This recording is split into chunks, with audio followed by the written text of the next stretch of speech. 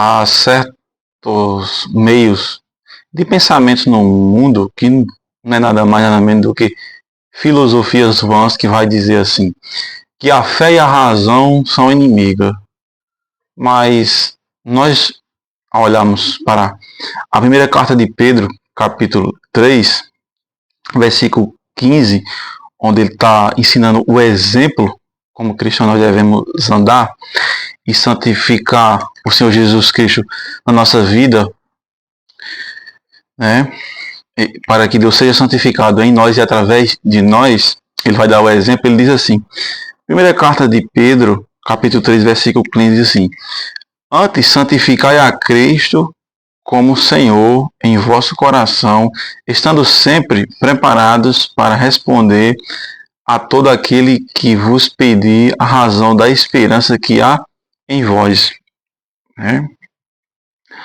A razão aqui não é uma razão frívola, mas é uma razão teológica, uma razão na verdadeira esperança, que é a fé verdadeira que temos em Cristo Jesus.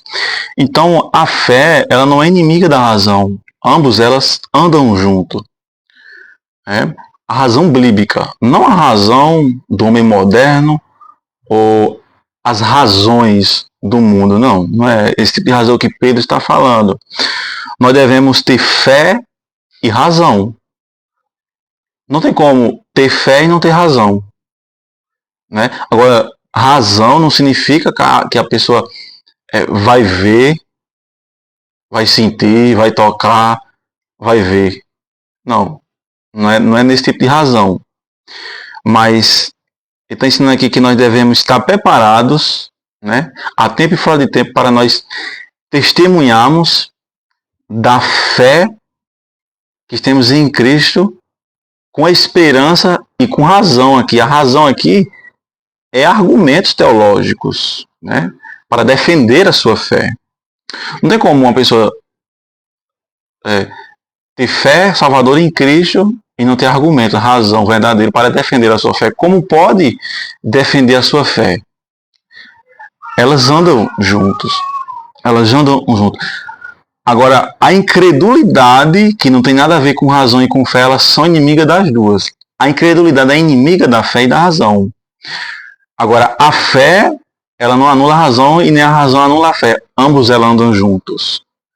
Certo?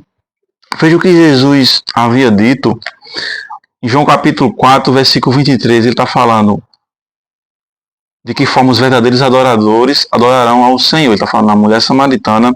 Ele diz assim no verso 23. Mas vem a hora, e já chegou, em que os verdadeiros adoradores adorarão o Pai em espírito e em verdade, porque são estes que o Pai procura para seus adoradores. Estou falando aqui, espírito em verdade, fé e razão. É fé e razão que ele está querendo dizer aqui.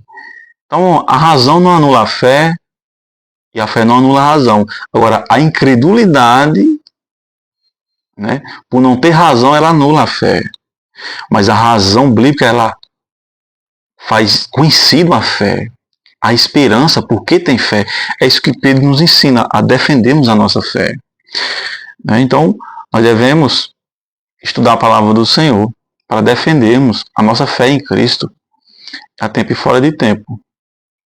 São textos muito claros aqui, mas tem pessoas que fazem um labarismo para explicar ou distorce toda a centralidade do texto com novas interpretações. Mas o texto em si é muito simples. Né? Ele está ensinando aqui que Cristo deve fazer parte de todas as áreas da nossa vida e que seu nome seja glorificado nas nossas vidas, nas nossas ações, no nosso pensar, no nosso falar e no nosso agir. E nós devemos estar preparados para defender a nossa fé. Então, é isso. A fé ela não anula a razão. Ambos elas andam junto. Mas a razão é a razão bíblica que Deus dá a nós quando conhecemos a palavra do Senhor.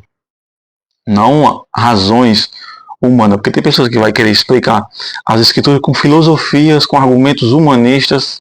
Aí envolve humanismo secular. E não é esse tipo de razão. Esse tipo de razão é condenável, como diz Tiago. A sabedoria do mundo, segundo Deus, é má e diabólica. É a ciência mundana. Ela ajuda em coisas naturais, coisas da humanidade, né?